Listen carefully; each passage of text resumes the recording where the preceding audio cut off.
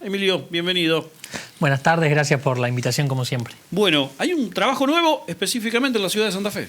Así es, el quinto informe que hacemos de manera pública acá en la ciudad, donde por supuesto nos subimos al clima electoral, claro que sí, en torno, digamos, a lo que tiene que ver con la métier política, pero también donde analizamos otras variables relacionadas un poco al estado de ánimo y también a los problemas que están atravesando o experimentando los santafesinos. Así que sí, otro estudio para charlar y para poner, sobre todo eso, en la mesa de los santafesinos o en los teléfonos de los santafesinos, datos, información que les permita debatir, discutir, pensar y también tomar decisiones, que es lo que nos interesa con este aporte que hacemos a la ciudad.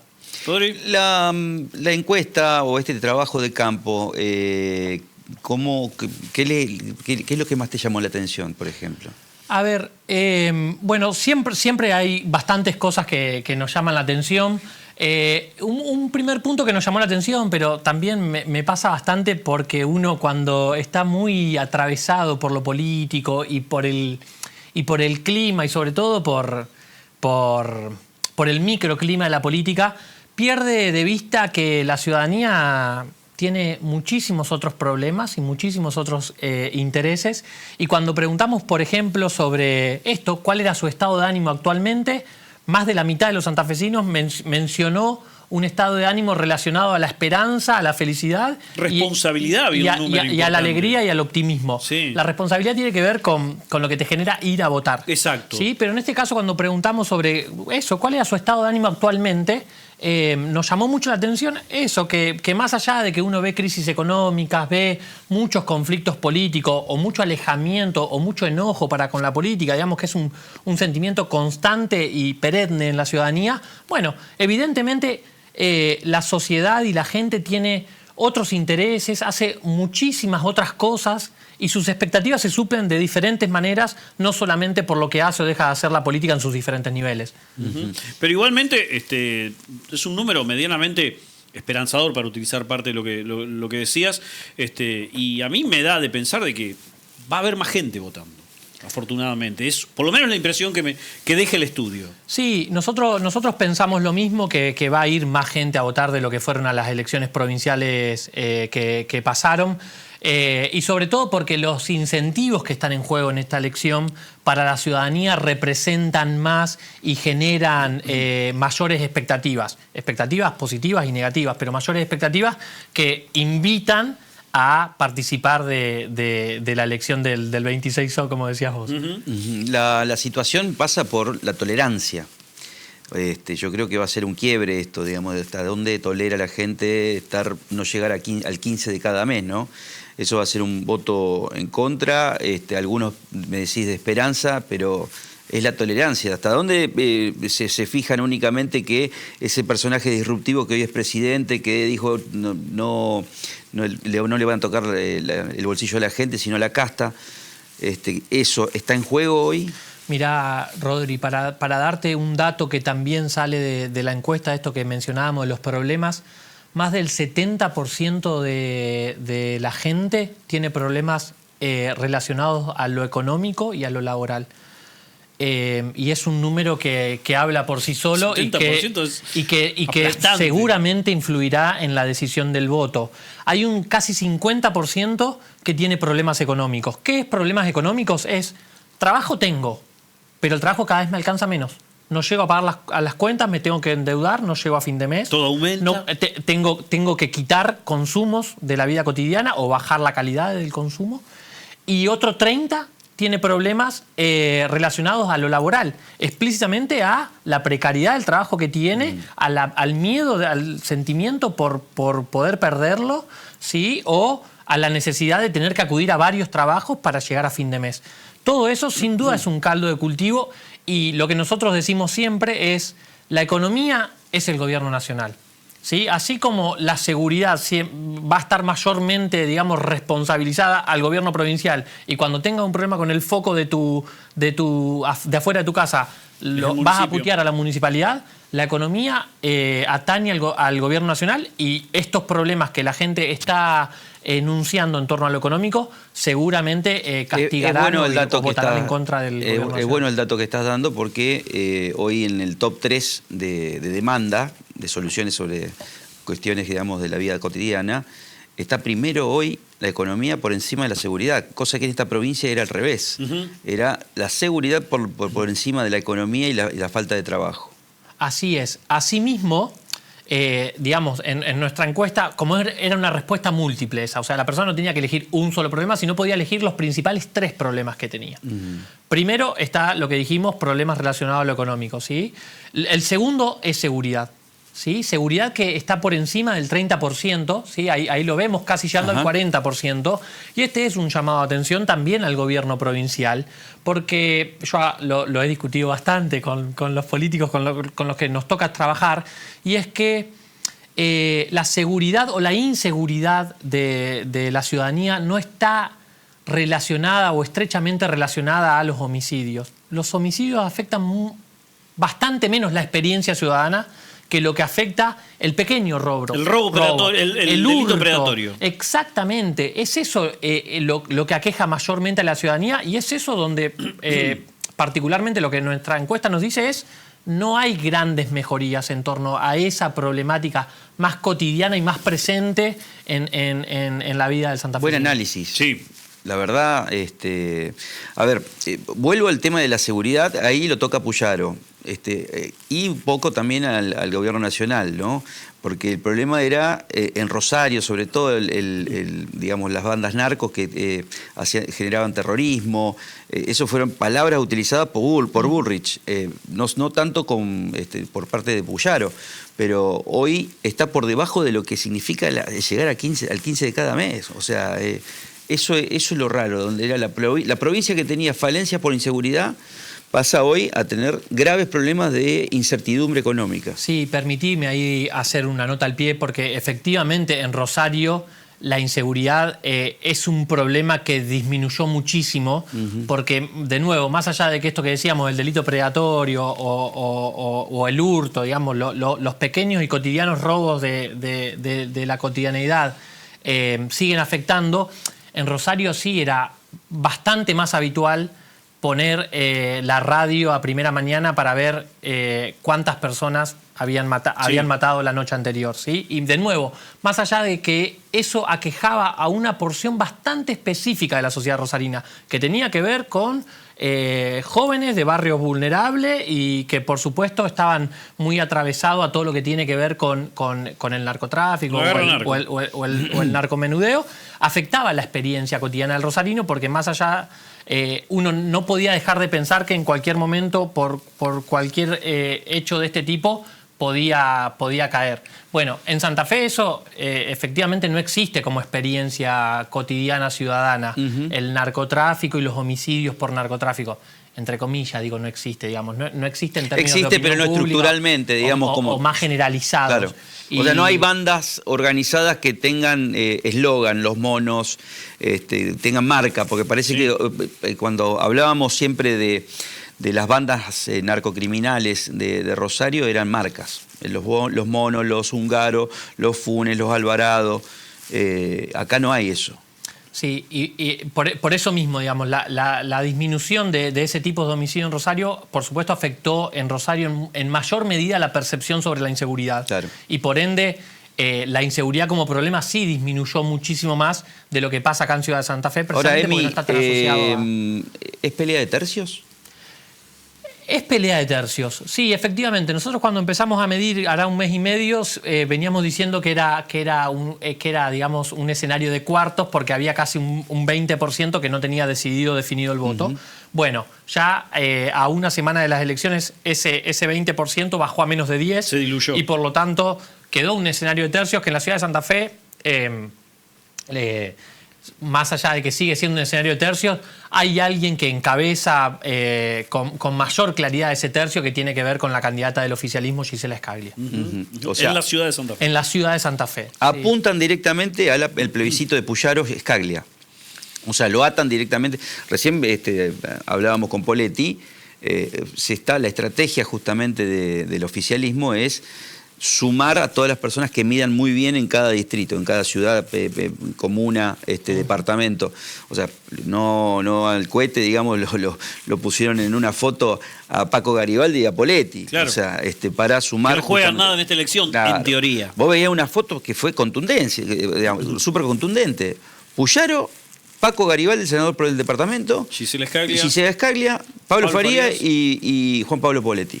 Eso es demostración de poder. Sí, totalmente. Aparte, en una elección, como son cualquiera de las elecciones nacionales, digamos, donde se polariza y la discusión se nacionaliza, bueno, Provincias Unidas tiene muchísimo menos que hacer en ese escenario. Claro. ¿Por qué? Porque, digamos, no tiene figuras nacionales, más allá de que los gobernadores, por supuesto, son figuras potencialmente nacionales, Claro. pero si vos medías a los gobernadores fuera de su territorio, no los conoce casi nadie, ¿sí? Entonces, por supuesto, tienen que... Su fuerza va de abajo hacia arriba y no al revés, como puede llegar a pasar con el peronismo y con la Libertad Avanza.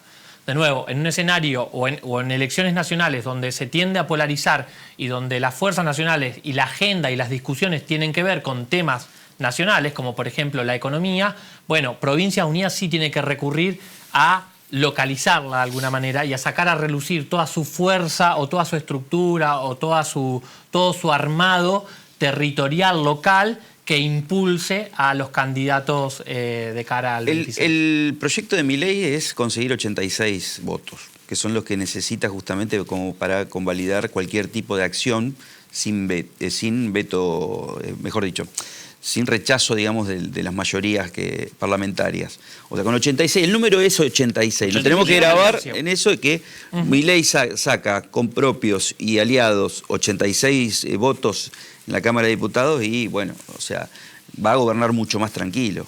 Pero también hay otros que dicen, che, mirá, Provincias Unidas no tiene ningún voto, ninguno por ningún escaño, ahora va a tener... De 0 va a pasar a 20, de 0 va a pasar a 30, que va a ser otro número, digamos, de negociación. Sí, a ver, yo creo que, de nuevo, más allá de que la elección en definitiva va a terminar siendo de tercios, el que gana se sobrevalora y el que pierde se devalúa. Repetime porque es sumamente importante esto. En las elecciones ¿ganás por un siempre es voto? así. No importa. Puedes ganar por un voto o por 1000, no importa, o por 10%, pero el ganador siempre se sobrevalora. Y el perdedor, pierda por un voto o pierda por un porcentaje considerable, siempre se devalúa.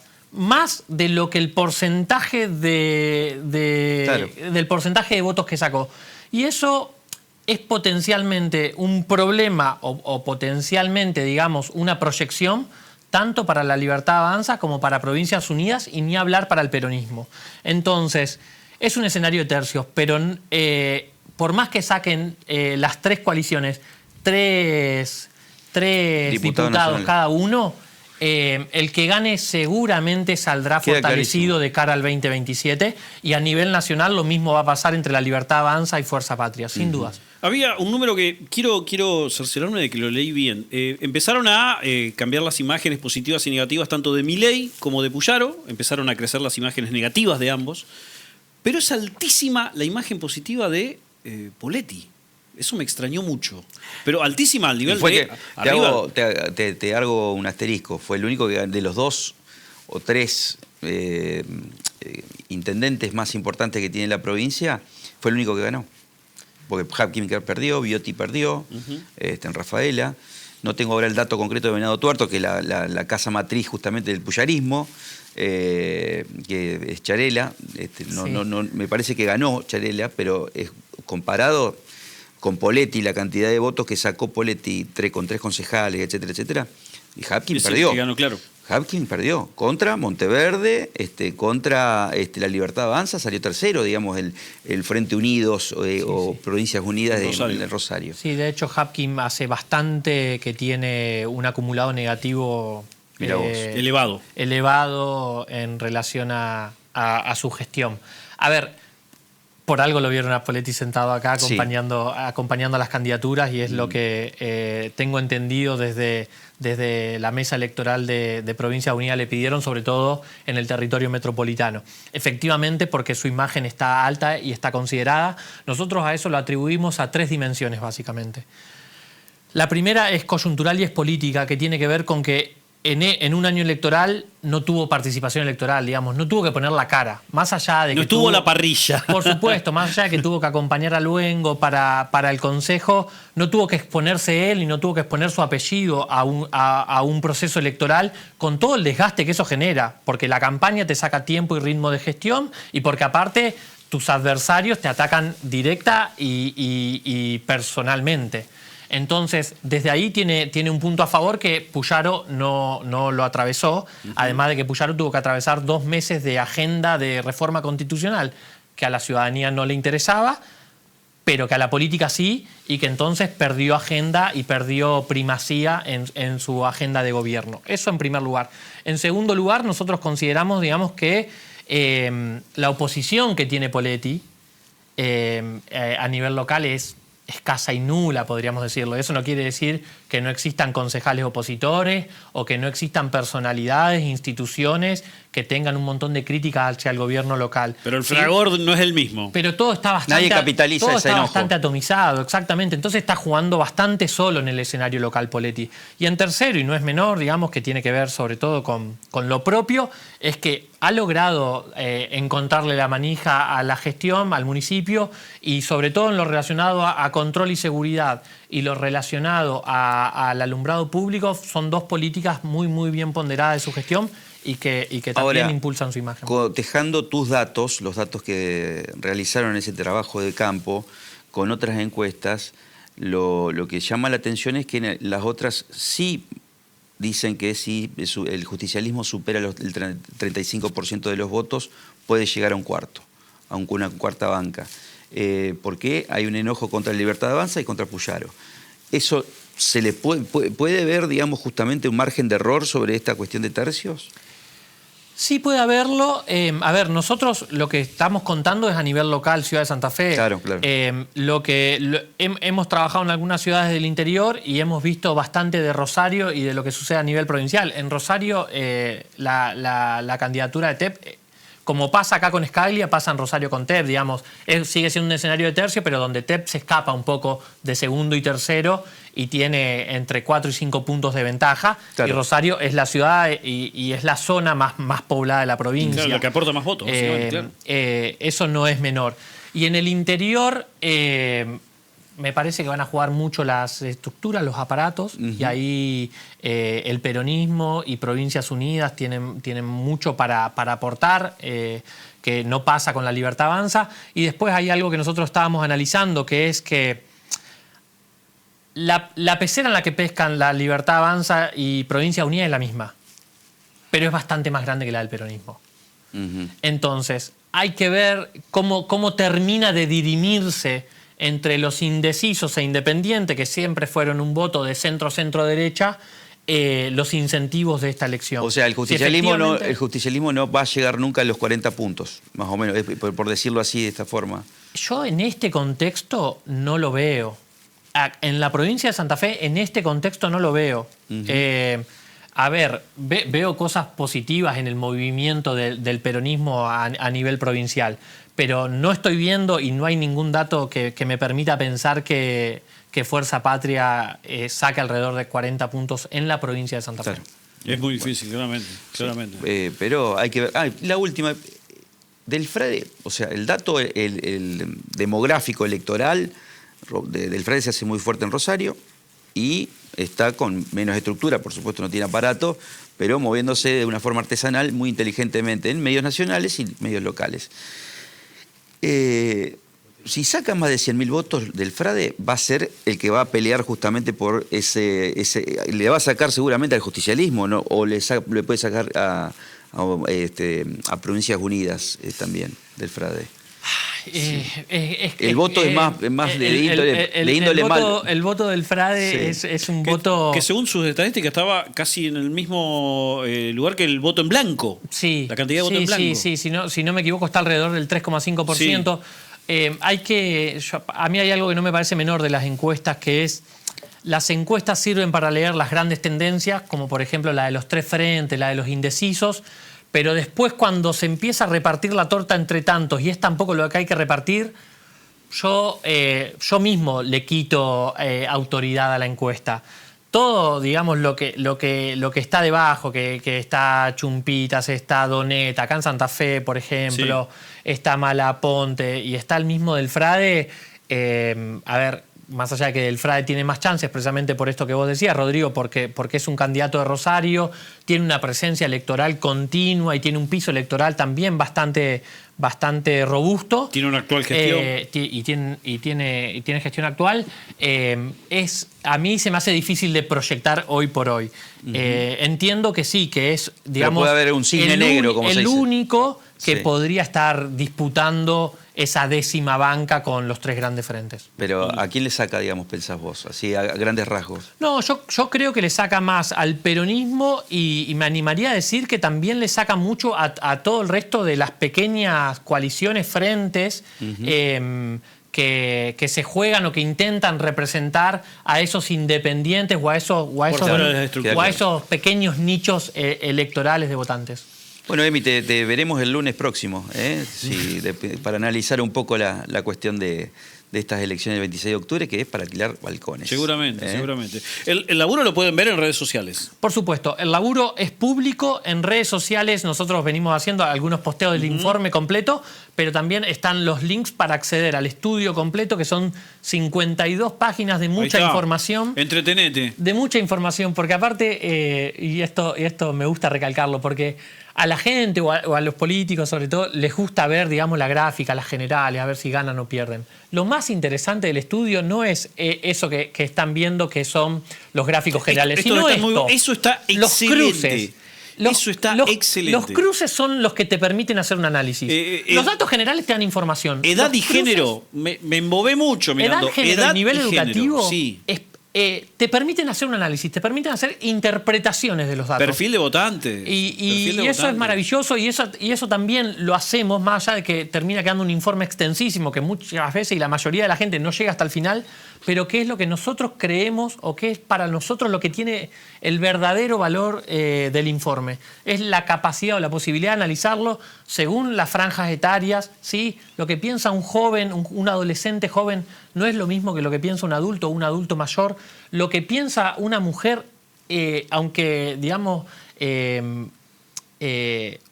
parezca controvertido, digamos, lo que piensa una mujer es bastante diferente a cómo piensa un hombre. El voto libertario, por llamarlo o por perfilar algo, Sí. Voto libertario es joven, generalmente no es universitario y es varón. Sí, joven, varón, no, perdón, y universitario. Y universitario. Sí, joven, varón, universitario.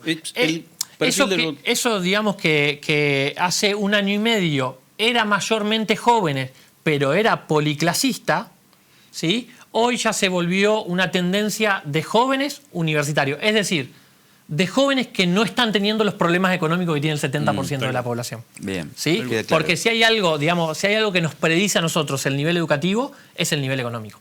Tal cual, tal cual. Bueno, todo eso está disponible. Disponible para que toda la gente lo pueda ver, y no solo este de octubre, sino los 4 anteriores que hicimos a lo largo de este año y medio.